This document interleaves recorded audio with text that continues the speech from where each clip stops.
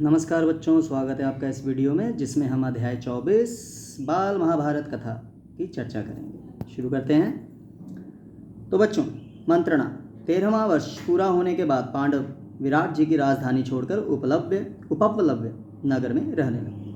आगे का कार्यक्रम तय करने के लिए अपने संबंधियों को बुलाने के लिए दूत भेजा। बलराम जी, सुभद्रा जी, अभिमन्यु जी और कई वीरों को लेकर श्री कृष्ण जी उपप्लव्य नगर पहुंच गए। 2 अक्षौहिणी सेना सहित काशीराज जी और वीर शैव्य तथा 3 अक्षौहिणी सेना सहित पांचाल राज द्रुपद भी आ गए। यहाँ पर आपने एक शब्द पढ़ा, अक्षौहिणी।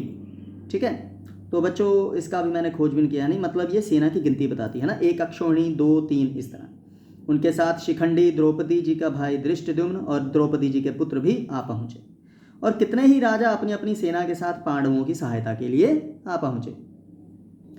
तो सबसे पहले अभिमन्यु जी का विवाह उत्तरा जी के साथ किया गया। इसके बाद विराट राज जी के सभा भवन में सभी आगंतुक राजा अपने अपने आसन पर बैठ गए। श्री कृष्ण जी ने सभी के सामने पांडवों के अधिकार की बात कही। उन्होंने दुर्योधन जी को समझाने के लिए एक दूत भेजने का प्रस्ताव रखा। सबने इस बात का समर्थन किया। बलराम जी बोले, कृष्ण जी की सलाह न्यायोचित है। यदि शांतिपूर्ण ढंग से बिना युद्ध किए ही पांडव अपना राज्य प्राप्त कर लें तो उससे न केवल पांडवों की ही बल्कि दुर्योधन तथा सारी प्रजा की भलाई होगी, और ये आप तो जानते हैं। और वैसे भी युद्ध में क्या रखा है। तो बलराम जी जुआ खेलने में युधिष्ठिर जी को दोषी मानते थे। ठीक है, सात्यकी जी ने बलराम जी के इस बात का विरोध किया। सात्य जी के इस विरोध से राजा द्रुपद जी बड़े खुश हुए और बोले कि मेरी राय में राजा धृतराष्ट्र जी के पास किसी सुयोग्य दूत को भेजना जरूरी है। श्री कृष्ण जी बात को खत्म करने के उद्देश्य से बोले कि हम पर कौरव और पांडव दोनों का समान हक है। हम यहाँ किसी का पक्षपात करने नहीं आए हैं, बल्कि हम लोग उत्तरा के विवाह में शामिल होने के लिए आए हैं। अब हम वापस चले जाएंगे। राजा द्रुपद जी, आप सभी राजाओं में श्रेष्ठ हैं, बुद्धि एवं आयु में भी बड़े हैं, अतः आप ही दूत को समझा बुझा कर दुर्योधन जी के पास भेज दें। अगर दुर्योधन जी संधि के लिए तैयार ना हो तो युद्ध की तैयारियां की जाएं और फिर हमें सूचित किया जाए। तो इतना कहकर श्री कृष्ण जी अपने साथियों सहित द्वारिका लौट गए। इधर युधिष्ठिर जी युद्ध की तैयारी करने लगे। दुर्योधन जी भी युद्ध की तैयारी में लग गए। श्री कृष्ण जी के पास दुर्योधन जी स्वयं पहुंचे और उसी समय अर्जुन जी भी श्री कृष्ण जी के पास पहुंचे। दोनों एक ही साथ श्री कृष्ण जी के भवन में पहुंचे। श्री कृष्ण जी उस समय आराम कर रहे थे। अंदर जाकर दुर्योधन जी श्री कृष्ण जी के सिर के पास बैठे और अर्जुन जी उनके पैरों के पास हाथ जोड़कर खड़े हो गए। तो आप देखिए ना संस्कार। तो श्री कृष्ण जी की नींद खुली तो उन्होंने सबसे पहले अर्जुन जी को देखा और उनका कुशल क्षेम पूछा। बाद में घूमकर उन्होंने दुर्योधन जी को देखा और उनका भी कुशल क्षेम पूछा। तो ये मतलब जब हो गया था, कल फाइनल हो गया था, है ना, कि युद्ध होगा ही, तो ये उसके बाद है। मतलब जब वो दूत गया था तो दुर्योधन माने नहीं, तो काफ़ी समझाया बुझाया पर बात नहीं बनी। तो इसलिए अब दुर्योधन और अर्जुन दोनों श्री कृष्ण जी के पास गए थे। उसके बाद उन्होंने दोनों के आने का कारण पूछा। दुर्योधन जी पहले ही बोल उठे, मतलब कृष्ण जी ने पूछा, हमारे और पांडवों के बीच युद्ध होने वाला है, अतः मैं आपसे सहायता मांगने आया हूँ। पहले मैं आया हूँ, इसलिए पहला हक मेरा है। श्री कृष्ण जी बोले, राजन, भले ही आप पहले आए हैं, किंतु मैंने पहले अर्जुन जी को देखा है। मेरे लिए दोनों बराबर हैं। अर्जुन जी आपसे छोटे भी हैं, अतः पहला हक उन्हीं का है। श्री कृष्ण जी अर्जुन जी की तरफ मुड़कर बोले, मेरे वंश के लोग नारायण कहलाते हैं। वे बड़े साहसी और वीर भी हैं। उनकी एक भारी सेना इकट्ठी की जा सकती है। मेरी यह सेना एक तरफ रहेगी और दूसरी तरफ मैं अकेला रहूँगा। तो यह श्री कृष्ण जी का कहना था। मेरी यह प्रतिज्ञा भी है कि युद्ध में मैं खुद हथियार नहीं उठाऊंगा और ना ही किसी से लड़ूंगा।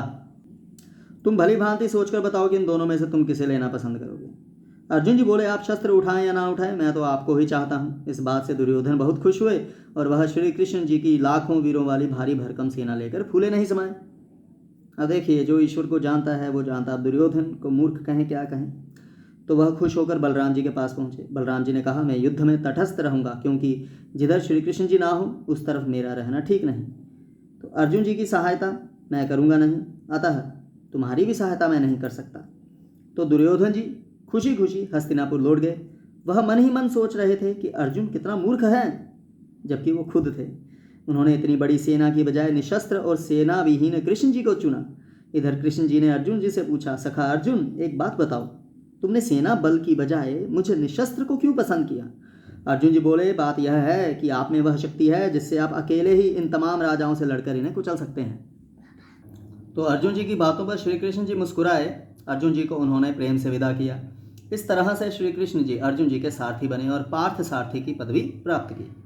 इसलिए आप महाभारत देखते होंगे, उसमें वो पार्थ बोलते हैं। मद्र देश के राजा शल्य जी नकुल सहदेव के मामा थे। वे एक बड़ी सेना लेकर अपने भांजे की सहायता के लिए निकले। जब दुर्योधन जी ने सुना कि राजा शल्य विशाल सेना लेकर पांडवों की सहायता के लिए जा रहे हैं, तो उन्होंने अपने कर्मचारियों को आदेश दिया कि वह सेना जहां डेरा डाले वहां सभी सुविधाएं उपलब्ध कराई जाएं। शल्य जी यह सेवा पांडवों की ओर से समझते रहे, किंतु जब भेद खुला तो शल्य नैतिक रूप से दुर्योधन जी का साथ देने के लिए बाध्य हो गए। मतलब वो एक एहसान हो गया ना, ठीक है, कहीं ना कहीं फिर मजबूरी में उन्हें दुर्योधन का साथ देना पड़ा। तो शल्य जी ने युधिष्ठिर जी को बताया कि दुर्योधन जी ने धोखा देकर मुझे अपने पक्ष में कर लिया है। युधिष्ठिर जी बोले, मामा जी, मौका आने पर निश्चय ही महाबली कर्ण आपको अपना सारथी बनाकर अर्जुन जी का वध करने का प्रयत्न करेंगे। मैं यह जानना चाहता हूँ कि उस समय आप अर्जुन जी की मृत्यु का कारण बनेंगे या अर्जुन जी की रक्षा करेंगे। मद्रराज जी ने कहा, मैं धोखे में आकर दुर्योधन को वचन दे बैठा, इसलिए युद्ध तो मुझे उसकी ओर से ही करना होगा। पर एक बात बता देता हूँ, अगर कर्ण मुझे अपना सारथी बनाएगा तो अर्जुन के प्राणों की रक्षा ही होगी। उपप्लव्य में महाराज युधिष्ठिर जी और द्रौपदी जी को मद्रराज शल्य जी ने दिलासा दिया और कहा, जीत उन्हीं की होती है जो धीरज से काम लेते हैं। कर्ण और दुर्योधन की बुद्धि फिर गई है। दुष्टता के कारण निश्चय ही उनका सर्वनाश होगा, और हुआ भी। इसलिए गुस्सा नास्ति। धन्यवाद।